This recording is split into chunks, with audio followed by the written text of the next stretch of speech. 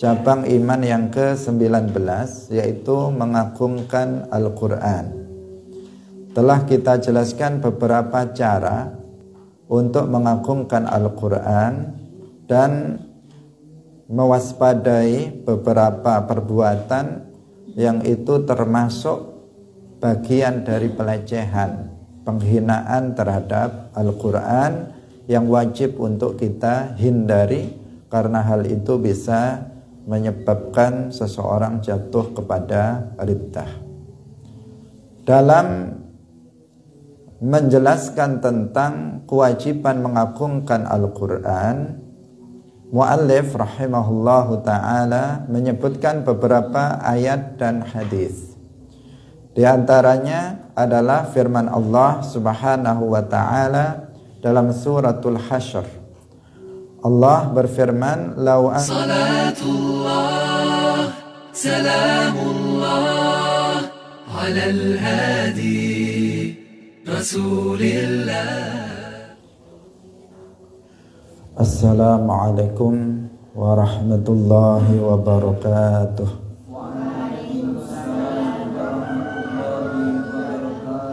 Hadirin rahimakumullah, mari kita memulai ngaji kita pagi hari ini dengan mengikhlaskan niat kita lillahi ta'ala.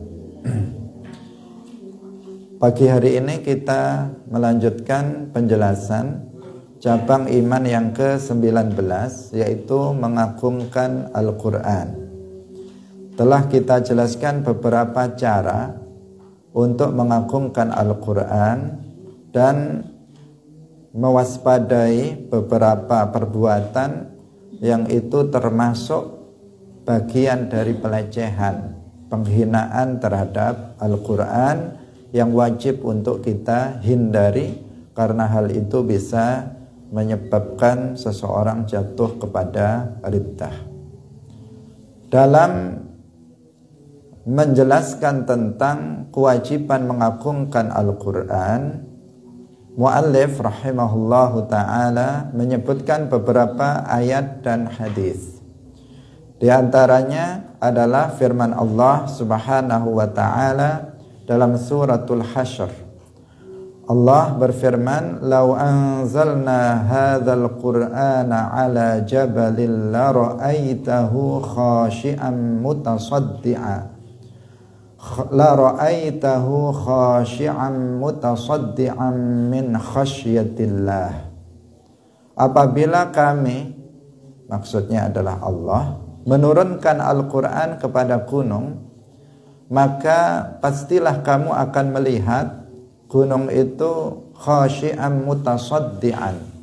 Dia akan khusyuk, tunduk, dan mutasaddi'an min khasyatillah, terpecah-pecah karena takut kepada Allah subhanahu wa ta'ala.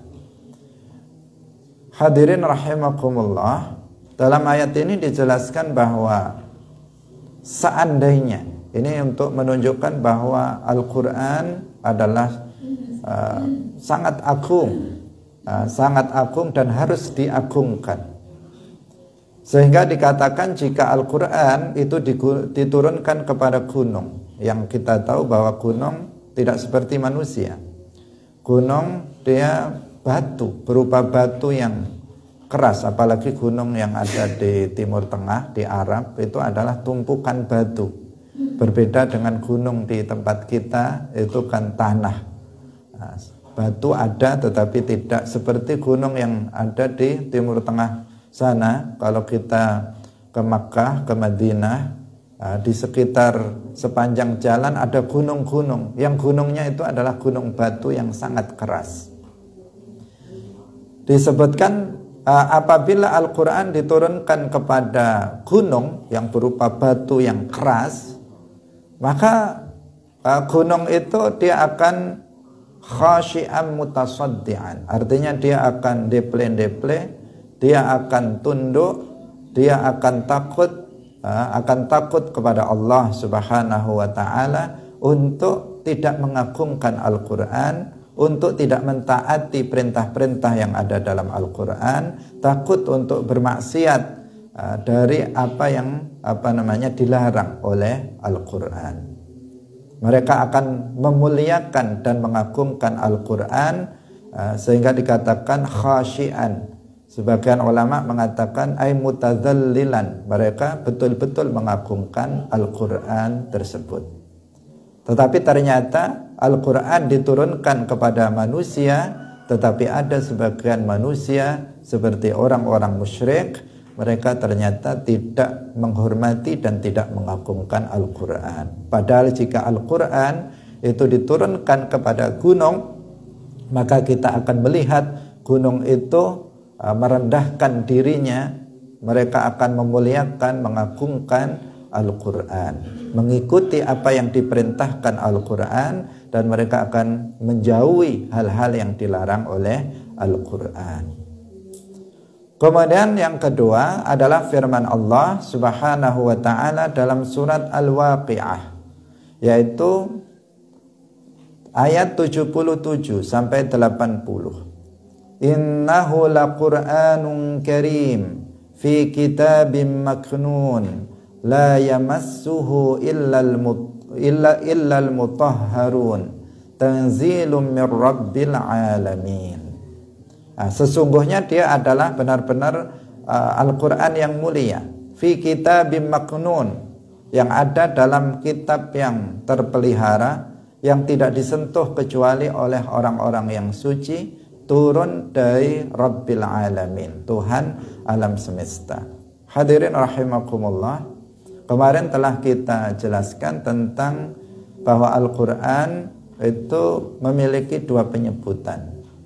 Yang pertama, bahwa Al-Quran itu disebut untuk sifat kalam Allah yang azali abadi, bukan bahasa, huruf, dan suara.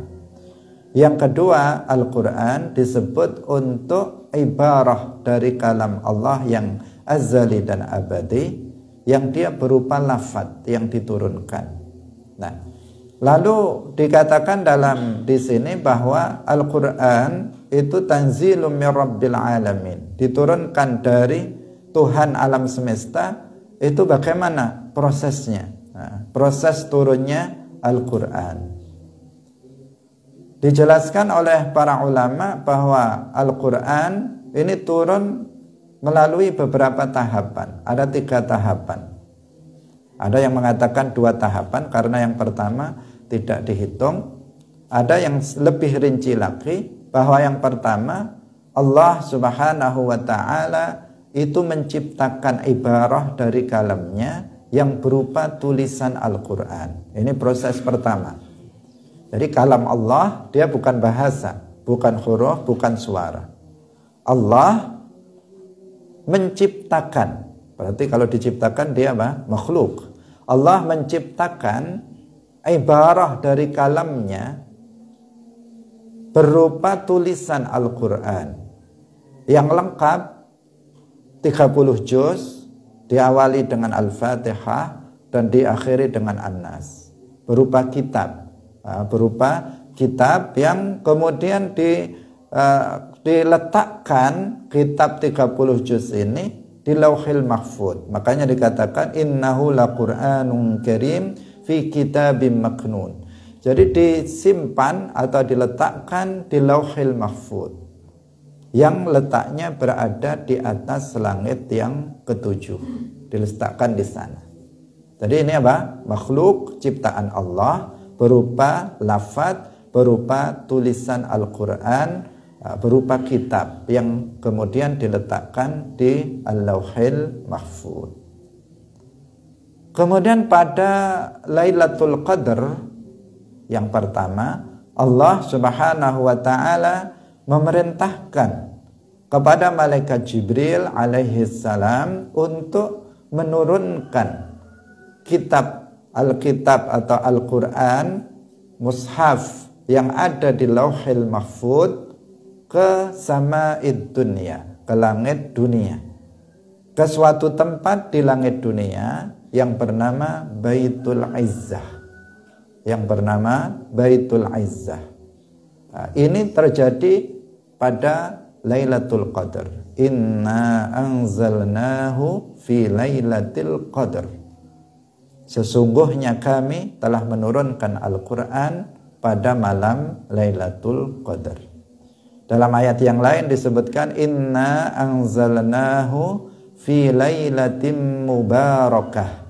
Sesungguhnya kami telah menurunkan Al-Qur'an di malam yang diberkahi, yaitu malam Lailatul Qadar pada bulan Ramadan. Karena dalam ayat yang lain ditegaskan bahwa Al-Qur'an itu diturunkan pada bulan Ramadan. Syahrul Ramadan alladzi unzila fihil Qur'an hudal linnasi wa bayyinatin minal huda wal furqan. Bulan Ramadan yang diturunkan di dalamnya adalah Al-Qur'an sebagai petunjuk bagi manusia dan penjelas bagi petunjuk itu, wal furqan, pembeda antara yang hak dan yang batil. Nah, jadi Al-Quran diturunkan pada bulan Ramadan, tepatnya di malam mubarakah fi lailatul qadar, di malam Al-Qadar.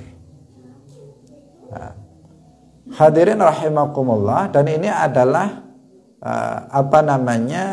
turunnya Al-Quran oleh malaikat Jibril atas perintah Allah dari Al-Lauhil Mahfud menuju langit dunia, Baitul Izzah. Langit dunia adalah langit yang berada di atas kita. Itu namanya Sama'ud Dunya, langit dunia. Karena langit yang Allah telah ciptakan ada 7. Nah, di atas kita ada langit, kemudian naik lagi 500 tahun perjalanan berikutnya ada langit kedua, naik lagi ketiga, keempat sampai langit yang ke-7. Di atas langit ke-7 ada Lauhil Mahfud. Di sana diletakkan tulisan Al-Quran, mushaf di sana diletakkan, yang kemudian Allah memerintahkan kepada malaikat Jibril untuk menurunkannya ke langit pertama, langit dunia. Di situ ada tempat namanya Baitul Izzah, diletakkan di situ. Nah, kalau tentang tanggalnya, maka di sini ada beberapa perbedaan pendapat di antara para ulama. Nah, di Indonesia pada umumnya diperingati nuzulul Quran tanggal 17 Ramadan. Tetapi ada riwayat dalam hadis disebutkan bahwa wa unzilal furqan li arba'in wa ishrina khalat min Ramadan. Bahwa Al-Quran itu diturunkan pada tanggal 24 Ramadan, bukan 17 Ramadan. Tetapi memang ada beberapa pendapat dari para ulama yang berbeda tentang waktu tepatnya turunnya Al-Quran. Hadirin rahimakumullah, tetapi yang pasti bahwa Al-Quran diturunkan di bulan Ramadan, dan Al-Quran pertama kali diturunkan pada malam Lailatul Qadar, sebagaimana nas dari Al-Quran Al-Karim. Nah, turunnya Al-Quran dari Al-Lauhil Mahfud menuju ke langit dunia, Baitul Izzah, itu dalam bentuk kitab, dalam bentuk tulisan, 30 juz yang lengkap. Sehingga dikatakan para ulama Al-Quran mengatakan bahwa Al-Quran turun dari Lauhil Mahfud ke Baitul Izzah itu jumlatan. Nah, dia turun sekaligus 30 juz, tidak berangsur-angsur, tetapi langsung di malam Lailatul Qadar tersebut dan berupa tulisan Al-Quran. Kemudian pada keesokan harinya Allah Subhanahu wa ta'ala memerintahkan kepada malaikat Jibril alaihissalam untuk menurunkan Al-Quran ke bumi kepada Nabi Muhammad sallallahu alaihi wasallam.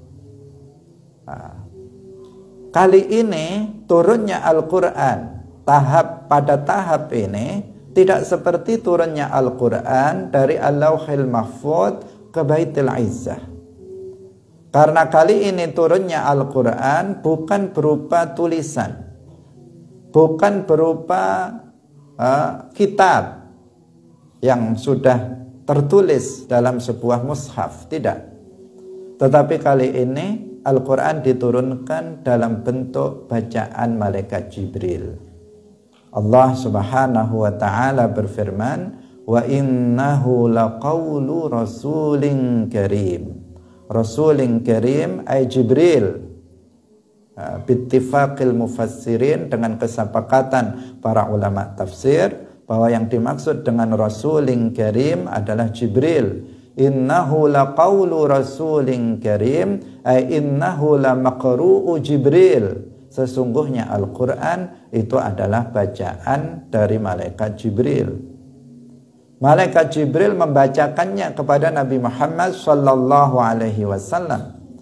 Karena kita mengetahui bahwasanya Rasulullah adalah an-nabiyul ummi. Rasulullah adalah seorang nabi yang ummi. Ummi itu la yaktub wa la yaqra al-maktub. Bahwa beliau, Kanjeng Nabi Muhammad, itu tidak menulis, tidak bisa menulis, dan juga tidak bisa membaca sesuatu yang tertulis.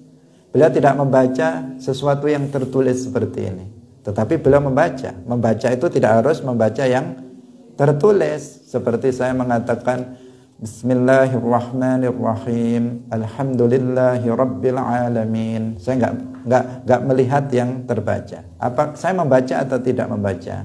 Membaca. Tetapi membaca dengan berdasarkan hafalan. Sementara kalau saya ada kitab yang tertulis, berarti membaca yang tertulis. Rasulullah tidak menulis dan beliau juga tidak membaca sesuatu yang tertulis. Itu yang dimaksud bahwa Rasulullah Shallallahu Alaihi Wasallam adalah nabiyyun ummiyun. Sehingga ketika malaikat Jibril alaihi salam turun untuk menurunkan wahyu ayat Al-Quran yang pertama kepada Rasulullah, yang ketika itu Rasulullah sedang berkhalwat, sedang bertahannuts, sedang beribadah kepada Allah di dalam Gua Hira. Beliau sedang beribadah kepada Allah di Gua Hira. Karena semua para nabi, mulai Nabi Adam sampai dengan Nabi Muhammad sallallahu alaihi wasallam, mereka telah mengenal Allah sejak mereka kecil. Sejak mereka belum diangkat menjadi seorang nabi sudah mengenal Allah Subhanahu wa ta'ala. Termasuk Nabi Ibrahim, sejak kecil sudah mengenal Allah. Demikian juga Nabi kita Muhammad sallallahu alaihi wasallam sejak kecil sudah mengenal Allah dan beriman kepada Allah. Maka sebelum beliau diangkat menjadi seorang nabi dan rasul, sebelum turun wahyu pertama kali kepada beliau, beliau sudah beribadah kepada Allah. Beliau setiap hari datang ke Gua Hira. Yang Gua Hira ini jauh dari tempat tempat tinggal beliau. Beliau bertempat tinggal di Makkah. Kemudian Gua Hira ini berada di atas gunung, yang jauh dari rumah beliau. Beliau datang ke gua, di dalam gua itu beribadah kepada Allah Subhanahu wa ta'ala. Kalau sekarang kita mengunjungi Gua Hira di Makkah, maka kita tidak habis pikir bagaimana beliau Rasulullah sallallahu alaihi wasallam bisa mencapai tempat itu. Karena kalau kita kita setengah tua atau orang tua, itu kayaknya nggak mampu untuk menempuh jalan itu. Karena tinggi dan jalannya juga kalau sekarang sudah lumayan bagus, tetapi dahulu tentu jalannya tidak seperti pada masa sekarang. Jalannya terjal dan tinggi, yang apabila kita menempuhnya dengan berjalan kaki, itu tentu akan sulit dan berat. Tetapi Rasulullah Shallallahu Alaihi Wasallam sampai di sana, beliau beribadah kepada Allah di dalam Gua Hira. Sampai kemudian malaikat Jibril alaihissalam diperintahkan oleh Allah untuk menurunkan Al-Quran. Ketika Rasulullah sedang beribadah di dalam Gua Hira. Surat pertama ketika itu malaikat Jibril mengatakan, Iqra, artinya bacalah. Iqra, bacalah. Bagaimana jawaban Nabi? Beliau mengatakan, ma ana biqari'in, saya bukan orang yang bisa membaca. Iqra, ma ana biqari'in. Akhirnya malaikat Jibril alaihissalam membacakan, Iqra bismi rabbikal ladzi khalaq, khalaqal insana min 'alaq, Iqra wa rabbukal akram, alladzi 'allamal gimana? Alladzi 'allama bil qalam, 'allamal insana ma lam ya'lam. 5 ayat dari surat Al-Alaq, ayat pertama dari surat Al-Alaq. Ini adalah ayat yang pertama kali diturunkan kepada Rasulullah Sallallahu Alaihi Wasallam, dan Rasulullah menghafalnya dalam hati beliau. Maka ketika kita mengatakan bahwa Rasulullah ummi, tidak bisa membaca dan tidak bisa menulis, itu bukan celaan terhadap Rasulullah.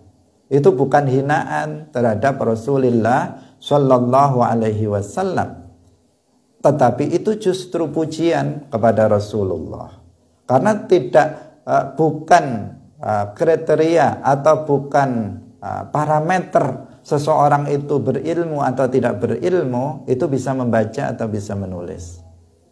Kalau sekarang kita menganggapnya seperti itu, tetapi kita mengenal sebuah kaidah, al-ilmu fis suduri la fis suturi.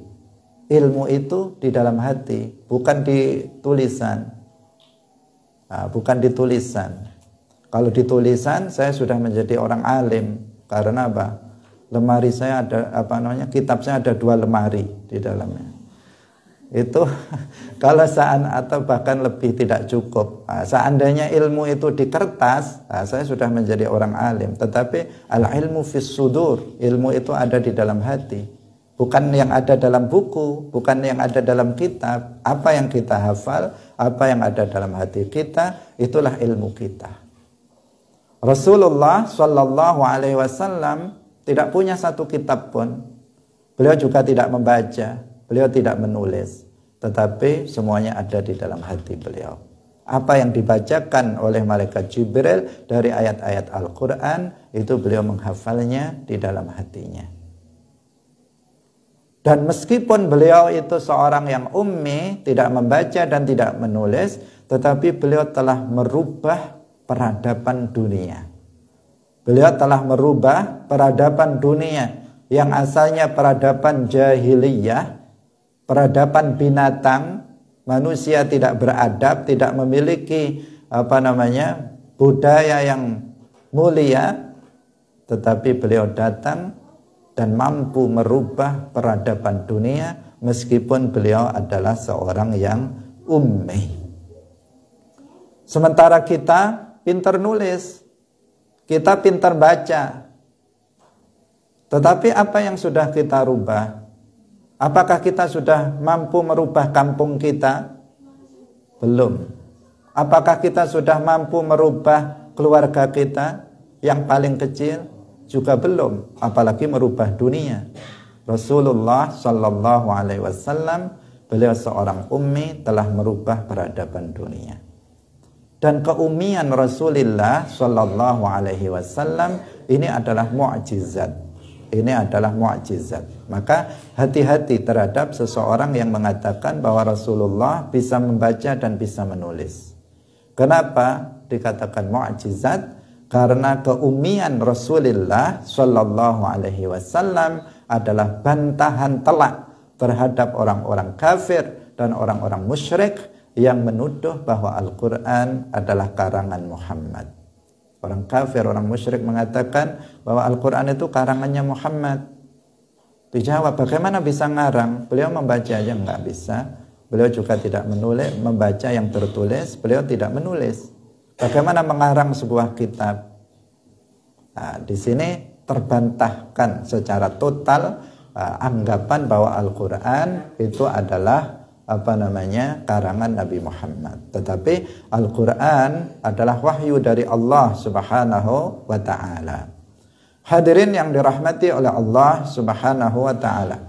Nah, turunnya Al-Quran di sini berupa bacaan, bukan berupa tulisan. Nah, kemudian turunnya Al-Quran kepada Nabi Muhammad itu adalah secara bertahap, munajjaman atau mufarraqan. Ayat demi ayat, surat demi surat. Sebagian ada sababun nuzulnya, ada sebab-sebab turunnya. Ada yang bertanya kemudian turun ayat Al-Quran. Ada sebuah kejadian kemudian turun ayat Al-Quran. Tetapi kebanyakan itu turun tanpa asbab an-nuzul. Nah, ini proses turunnya Al-Quran. Dikatakan tanzilum mir rabbil alamin, turun memang betul-betul dia adalah dari Tuhan alam semesta, bukan karangan Muhammad, bukan karangan Jibril alaihi salam. Tetapi dia adalah kalau yang dimaksud adalah Al-Quran yang merupakan lafaz yang diturunkan yang berupa bahasa Arab itu adalah ciptaan Allah. Allah menciptakannya berupa tulisan diletakkan di Lauhul Mahfuz. Kemudian Allah menciptakan suara Al-Quran. Bukan Allah bersuara, tetapi Allah menciptakan suara Al-Quran yang didengarkan oleh malaikat Jibril. Sehingga malaikat Jibril mengetahui mana tulisannya, mana bacaannya. Kemudian malaikat Jibril membacakannya kepada Nabi Muhammad sallallahu alaihi wasallam. Hadirin rahimakumullah, setiap kali Al-Quran diturunkan, maka kemudian ada sahabat yang menulisnya, yang disebut dengan kutabul wahyi atau katabatul wahyi, yaitu para sahabat penulis wahyu. Sehingga tidak ada satu pun ayat Al-Quran yang tidak ditulis pada masa Rasulullah sallallahu alaihi wasallam. Hanya saja pada masa Rasulullah penulisannya masih sangat tradisional. Artinya seadanya, alat tulisnya itu seadanya. Ditulis di pelepah kurma, ditulis di batu-batu, ditulis di berbagai tempat yang itu tidak seperti pada masa sekarang. Sehingga pada masa Sayyiduna Abu Bakar As-Siddiq radhiyallahu anhu, Al-Quran yang berserakan di beberapa tangan para penulis wahyu itu kemudian disatukan dan dikumpulkan. Dan pada masa Sayyidina Utsman bin Affan radhiyallahu anhu, Al-Quran ditulis ulang, dan ditulis ulang dalam bentuk mushaf, dalam bentuk kitab yang lengkap 30 juz, 30 juz lengkap menjadi 6 kitab dan disebarkan ke negara-negara atau ke daerah-daerah kekuasaan Islam. Sehingga Al-Quran yang kita baca sekarang itu disebut dengan Mushaf Utsmani, karena mengikuti Al-Quran yang ditulis pada masa Sayyidina Utsman bin Affan radhiyallahu anhu. Hadirin yang dirahmati oleh Allah Subhanahu wa ta'ala. Ini tentang proses turunnya Al-Quran. Kemudian disebutkan dalam ayat ini, la yamassuhu illal mutahharun. Para ulama berbeda dalam menafsirkan ayat ini. Sebagian mengatakan bahwa yang dimaksud di sini adalah Al-Quran yang di Lauhil Mahfuz. Bahwa karena ayat sebelumnya menjelaskan innahu laqur'anun karim fi kitabim maknun la yamassuhu illal mutahharun. Bahwa yang dimaksud Al-Quran di sini adalah Al-Quran yang di Lauhil Mahfuz, dan yang dimaksud dengan al-mutahharun adalah para malaikat. Bahwa tidak menyentuh Al-Quran yang di Lauhil Mahfuz kecuali para malaikat. Tetapi sebagian para ulama lainnya, dan ini yang banyak kita ikuti, bahwa yang dimaksud di sini adalah juga termasuk Al-Quran yang diturunkan. Al-Quran yang diturunkan Itu termasuk di sini, sehingga para fuqaha, para ahli fikih berdasarkan ayat ini mengatakan bahwa salah satu cara menghormati dan mengagungkan Al-Quran adalah tidak menyentuhnya kecuali dalam keadaan suci. Seseorang yang nggak punya wudhu, yang belum berwudhu, dia batal berhadas kecil atau berhadas besar. Seorang perempuan yang sedang haid tidak boleh menyentuh Al-Quran, dan juga tidak boleh membawa Al-Quran meskipun tidak menyentuhnya. Ini adalah sebuah bentuk penghormatan dan pengagungan terhadap Al-Quran.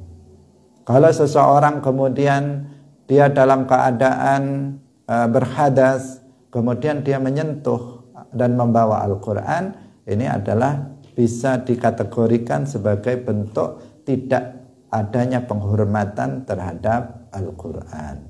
Ini makna la yamassuhu illal mutahharun. Hadirin rahimakumullah. Kemudian ayat yang berikutnya disebutkan walau anna qur'anan suyirat bihil jibalu au qutti'at bihil ardu au kullima bihil mauta bal lillahil amru jami'a. Seandainya ada kitab yang dengannya itu gunung bisa berjalan, diperjalankan, dan bumi bisa dipotong, atau orang mati bisa dibuat berbicara, maka itu pastilah Al-Quran. Balillahil amru jami'a. Ini semuanya juga untuk menunjukkan betapa luar biasanya Al-Quran tersebut, sehingga kita harus memuliakan dan mengagungkan Al-Quran. Kemudian hadis Rasulullah sallallahu alaihi wasallam.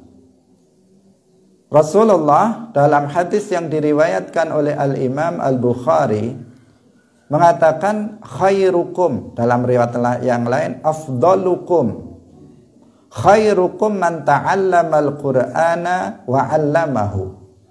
Sebaik-baik kalian adalah orang yang belajar Al-Quran dan orang yang mengajarkannya. Sebaik-baik kalian, artinya di antara orang yang paling baik di antara kalian adalah orang yang belajar Al-Quran dan mengajarkannya. Dan ini maknanya luas. Mengajarkan Al-Quran dan belajar Al-Quran ini maknanya luas. Bisa termasuk orang yang masuk dalam kategori ini adalah orang yang belajar membaca Al-Quran dan yang mengajarkan membaca Al-Quran. Ada guru-guru TPQ, ada guru-guru madrasah diniyah, guru-guru yang dia mengajarkan membaca Al-Quran atau dia belajar Al-Quran. Masuk di sini seperti antara orang yang terbaik adalah orang yang belajar membaca Al-Quran atau belajar atau mengajarkan membaca Al-Quran. Termasuk juga adalah orang-orang yang memang mengajarkan makna Al-Quran, bukan hanya bacaannya saja, cara membacanya, tetapi juga isinya Al-Quran. Pemahaman terhadap ayat-ayat Al-Quran, memahaminya, penafsirannya, pemaknaannya yang benar berdasarkan pemahaman Rasulullah dan para sahabatnya yang dijelaskan oleh para ulama, seperti yang kemarin telah kita jelaskan. Mengajarkan ilmu akidah, mengajarkan ilmu fiqih, mengajarkan ilmu akhlak, itu kan bagian dari ilmu Al-Quran. Karena ketika seseorang mengajarkan akidah, maka itu akidah diambil dari mana?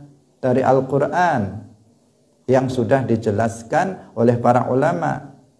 Ketika kita mengajarkan sholat, mengajarkan puasa, mengajarkan toharah, itu adalah pemahaman dari Al-Quran yang dijelaskan oleh Nabi dan kemudian dijelaskan oleh para ulama fikih. Ketika kita menjelaskan tentang akhlak, maka itu adalah bagian dari ilmu Al-Quran.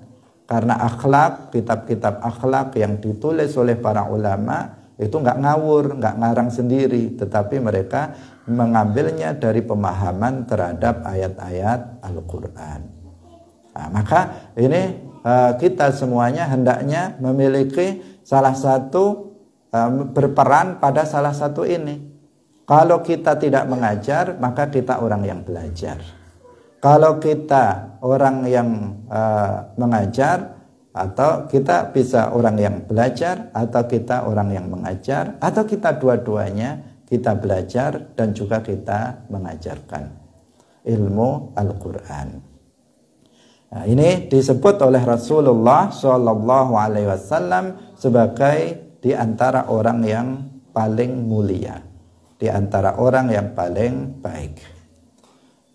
Kemudian dalam hadis yang diriwayatkan oleh Al-Imam Al-Bukhari dan Muslim, Rasulullah SAW bersabda, "Ta'ahadul Qur'ana, fawalladhi nafsu Muhammadin biyadih, lahuwa asyaddu tafallutan minal ibili fi uquliha." Jagalah Al-Quran demi Allah, itu maksudnya demi Allah yang zat Muhammad atau yang diri Muhammad itu berada dalam kekuasaannya, dalam tasarrufnya. Sungguh bahwa Al-Quran itu lebih mudah untuk hilang daripada unta yang lepas dari ikatannya. Artinya kita di sini diperintahkan untuk menjaga Al-Quran. Kalau kita menghafalkan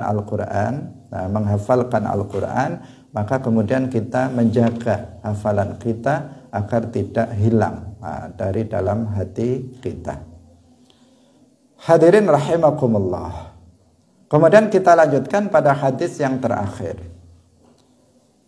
Rasulullah sallallahu alaihi wasallam bersabda, "La hasada illa fitnatain." Tidak ada hasad. Hasad di sini yang dimaksud adalah ghibtah. Hasad di sini yang dimaksud adalah ghibtah. Bukan hasad hasad dengan pengertian membenci kenikmatan yang dianugerahkan oleh Allah kepada orang lain, bukan itu. Tetapi hasad yang di sini adalah ghibtah, karena hasad hasad terhadap sebuah kebaikan itu namanya ghibtah. Sementara hasad dengan makna hasad yang dalam istilah, maka hasad itu adalah sesuatu yang buruk, dan ini tergolong sebagai dosa hati yang harus dijauhi oleh seseorang.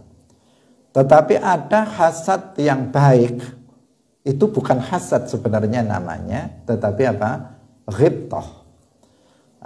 Dikatakan tidak ada hasad kecuali dalam dua perkara. Artinya ghibtah terhadap dua perkara ini diperbolehkan, yaitu rajulun atahullahu hadzal kitaba faqama bihi ana al-laili wan nahar, wa rajulun atahullahu malan fahuwa yatasaddaqu bihi ana al-laili wan nahar. Yang pertama, ada seorang laki-laki. Ini bukan khusus laki-laki, perempuan juga. Meskipun lafadznya rajulun, laki-laki, tapi masuk di dalamnya juga perempuan. Karena dalam bahasa Arab sering disebut laki-laki, tetapi yang sudah masuk di dalamnya adalah perempuan. Seperti itu, sehingga tidak perlu kemudian yang perempuan kemudian mengatakan itu kan laki-laki, warajulun, bukan kami perempuan. Tidak seperti itu. Tetapi sering ketika disebut rajul, maka masuk di dalamnya adalah imro'ah, perempuan. Seperti kalau kita mengucapkan salam yang diajarkan oleh Nabi, maka kita mengatakan assalamualaikum. Meskipun laki-laki atau perempuan, ada dalam satu tempat, maka cukup kita membacanya Assalamualaikum. Tidak perlu kita menambahinya Assalamualaikum wa'alaikunna warahmatullahi wabarakatuh. Nah, tidak, meskipun ada juga orang yang membaca seperti itu, tetapi sebenarnya itu sudah cukup. Sudah cukup. Ketika disebut Assalamualaikum, sudah masuk di sini laki-laki dan juga perempuan. Tidak perlu ditambahkan dengan wa'alaikunna karena ini khitab untuk muannas, jamak muannas misalnya. Enggak. Atau misalnya ada sebagian orang yang menambahi hadis Nabi tentang kewajiban menuntut ilmu. Dia mengatakan qala Rasulullah talabul ilmi fariidatun ala kulli muslimin wa muslimatin, ditambahi wa muslimatin. Padahal dalam hadis nggak ada tambahan wa muslimatin. Yang ada adalah talabul ilmi fariidatun ala kulli muslim, ala kulli muslimin. Nah, itu hadisnya sampai di situ.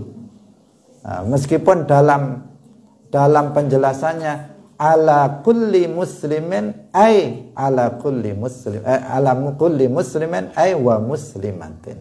Itu penjelasannya, tetapi hadisnya itu hanya sampai ala kulli muslimin saja, titik. Udah nggak ada tambahan wa muslimatin. Tetapi apakah perempuan tidak wajib untuk menuntut ilmu agama yang pokok? Wajib, sudah masuk di situ dalilnya. Nggak perlu ditambahi lafadznya, sudah masuk di situ. Nah, seperti itulah dalam bahasa Arab. Nah, demikian juga ketika dalam ayat atau hadis terkadang disebutkan kata rojul, yang dimaksud di situ termasuk juga laki-laki. Meskipun tidak secara mutlak, karena terkadang seorang perempuan memiliki hukum yang khusus yang berbeda dengan hukum yang berkaitan dengan kaum laki-laki. Hadirin rahimakumullah, yang pertama yang bisa dighibtai, yang kita menjadi iri yang positif dalam tanda kutip, yang positif, itu adalah seorang laki-laki atau perempuan yang atahullahu hadzal kitab, yang dia dikehendaki oleh Allah Subhanahu wa taala. Dia orang yang pandai terhadap Al-Quran. Dia bisa membaca Al-Quran dengan baik, kemudian dengan fasih dia membaca Al-Quran, kemudian dia juga bisa memahami isi Al-Quran dengan baik, dengan benar, dengan lurus. Kemudian dia selalu membaca Al-Quran itu. Siang, malam dia selalu membaca Al-Quran. Maka di sini kita bisa mengatakan dalam hati, wah, orang saya pengen jadi kayak orang itu misalnya. Itu namanya ghibtah yang di sini. Ghibtah seperti itu. Saya kok pengen jadi orang kayak gitu. Sudah pintar membaca Al-Quran, suaranya merdu lagi misalnya. Sudah begitu dibaca biasa enak, dilakukan tambah enak, kemudian bisa memahami lagi isi Al-Quran. Wah, saya kok pengen sekali jadi kayak orang itu. Nah, itu boleh itu. Itu namanya ghibtah. Nah, kemudian karena pengen jadi orang kayak begitu, kemudian dia berusaha untuk belajar membaca Al-Quran dengan benar. Kemudian dia berusaha untuk memahami Al-Quran dengan benar. Dan kemudian dia juga berusaha untuk membaca Al-Quran setiap hari dan malam, ana al-laili wan nahar, seperti halnya dia. Itu namanya ghibtah yang diperbolehkan. Kalau hasad itu benci. Jadi kalau hasad itu benci. Kalau misalnya ada orang kayak begitu, dia bisa membaca Al-Quran dengan baik misalnya, kemudian dia tiap hari baca Al-Quran, setiap malam baca Al-Quran. Kalau hasad itu bagaimana? Dalam hatinya, wah, dia saingan saya itu. Misalnya saingan saya nggak suka sama dia itu. Gara-gara dia saya kalah dalam lomba misalnya, atau saya kemudian dia berusaha, dia benci terhadap kenikmatan yang Allah berikan kepada orang lain, kemudian dia berusaha untuk menghilangkan nikmat orang lain itu darinya. Gimana ya caranya? Dia berpikir bagaimana caranya agar dia itu nggak bagus lagi baca Qur'annya. Apa minumannya saya kasih sesuatu biar suaranya nanti jelek misalnya. Biar nggak baca Quran lagi, biar nggak jadi saingan saya lagi. Atau Qurannya aja saya sembunyikan, biar dia nggak baca Quran lagi. Nah ini namanya apa? Ini namanya hasad yang diharamkan. Hasad yang diharamkan. Kalau ghibtah itu seperti yang pertama tadi. Ini teman saya luar biasa. Dia diberikan nikmat oleh Allah. Bacaan Al-Qur'annya bagus, suaranya bagus, rajin lagi baca Quran tiap hari, siang malam baca Quran. Sudah begitu, dia juga mengetahui, memahami makna-makna dari Al-Quran dengan baik. Saya kok pengen jadi kayak orang itu.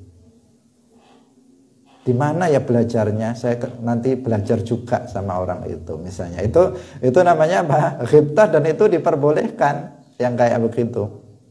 Yang nggak boleh itu hasad yang sebenarnya, hasad yang sebenarnya dengan pengertian membenci kenikmatan yang Allah berikan kepada orang lain, dan dia ingin untuk kenikmatan itu hilang dari orang tersebut.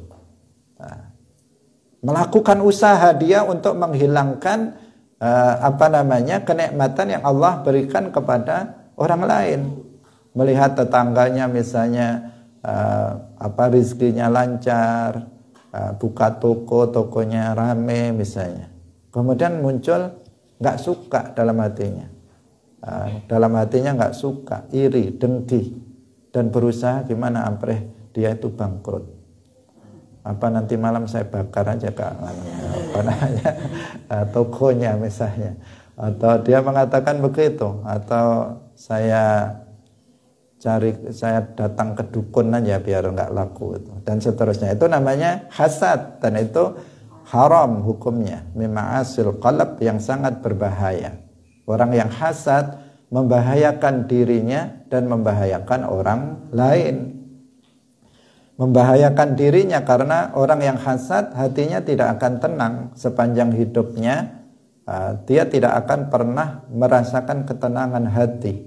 Kenapa? Karena dia berpikir nikmat orang terus yang dia pikirkan, sementara Allah memberikan nikmat kepada banyak orang, sehingga tidak pernah selesai dalam dirinya, dan dia selalu merasakan keresahan di dalam hatinya. Selain dia akan membahayakan orang lain, dan sangat berbahaya. Orang yang hasad kepada kita ini bahaya sekali. Dia bukan hanya bisa menghilangkan nikmat yang kita terima dari Allah, tetapi bahkan dia bisa melukai kita, bahkan dia bisa membunuh kita, orang yang hasad. Karena itu kita diperintahkan atau kita dianjurkan untuk meminta perlindungan kepada Allah dari hasadnya orang yang hasad.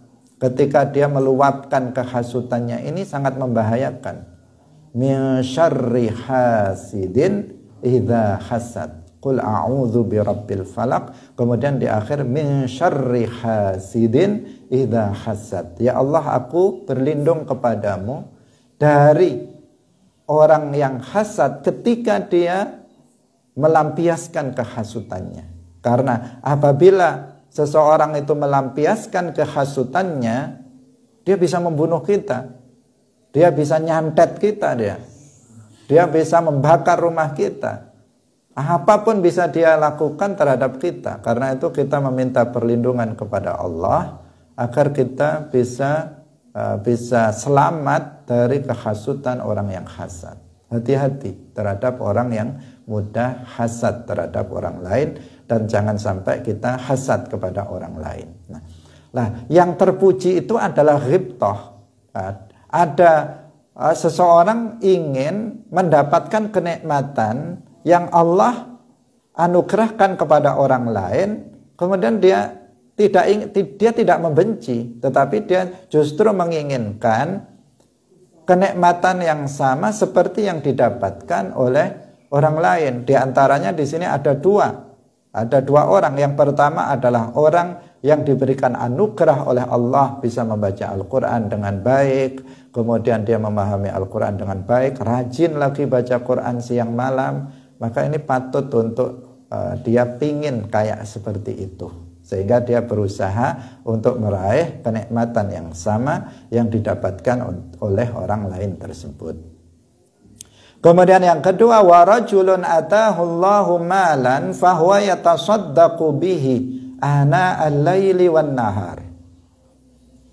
Ada laki-laki, termasuk juga perempuan, dikasih harta oleh Allah, rizkinya lancar jaya, misalnya lancar terus, buka toko laris, bertani sudah bagus, mahal lagi harganya. Pokoknya pas orang itu nanam mesti harganya pas bagus lagi. Yang lain jelek-jelek, dia bagus sendiri, lancar terus pokoknya rezekinya. Kan ada orang kayak begitu. Memang Allah yang menentukan rezeki itu adalah Allah. Terkadang menanamnya bareng, obatnya sama, tetapi hasilnya berbeda. Karena memang yang menentukan rezeki adalah Allah Subhanahu wa ta'ala. Nah, kita melihat tetangga kita, teman kita diberikan nikmat oleh Allah, dia lancar rezekinya menjadi orang yang kaya raya. Orang yang kaya raya, sudah kaya raya, rajin lagi sedekah. Ini yang luar biasa. Kalau orang kaya nggak rajin sedekah itu banyak jumlahnya. Orang kaya tidak rajin berinfak, tidak rajin bersedekah, jumlahnya banyak. Ini sudah kaya, siang malam sedekah. Ada pembangunan masjid, dia pertama kali yang nyumbang. Ada pembangunan pondok, dia pertama kali yang infak. Pokoknya ada kegiatan dakwah, dia pertama kali. Wah, ini luar biasa. Orang kok bisa begitu? Sudah hartanya banyak, loman lagi. Nah, ini kan kita jadi pengen kayak begitu. Nah, jadi pengen, gimana ya saya bisa jadi seperti itu? Tak kerja keras lah nanti kalau banyak uang, nanti akan seperti dia. Nah, seperti dia dapat banyak uang, setiap hari saya akan bisa bersedekah, berinfak, wakaf dan sebagainya. Nah, itu kan sangat kita ini membuat, kalau ada orang kayak begitu, kayak kok enak sekali ya jadi orang kaya ya, bisa berinfak. Padahal dia kalau kaya belum tentu berinfak. Tetapi kalau melihat orang kaya yang kayak begitu, sudah kaya raya, baik lagi, rajin berinfak, dan itu jumlahnya tidak banyak ya, sedikit sekali. Tetapi itu sebuah kenikmatan yang luar biasa, yang patut kita itu pengen kayak orang itu, bukan justru hasud kepadanya dengan berusaha untuk menghilangkan kenikmatan tersebut. Seperti Sayyiduna Abu Bakar As-Siddiq radhiyallahu anhu, beliau kaya raya tapi hartanya diperuntukkan untuk dakwah Islam. Semua para sahabat ingin untuk melampaui Abu Bakar, tetapi nggak ada yang mampu melampaui cepatnya Abu Bakar As-Siddiq radhiyallahu anhu dalam beramal kebaikan. Setiap kali mereka berlomba-lomba dalam melakukan kebaikan, selalu kedahuluan Sayyiduna Abu Bakar As-Siddiq radhiyallahu anhu.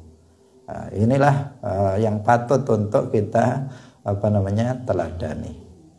Hadirin rahimakumullah, demikian waktu sudah habis, semoga bermanfaat bagi kita semuanya. Barakallahu fikum wallahul muwaffiq ila aqwamit thariq. Wassalamualaikum warahmatullahi wabarakatuh.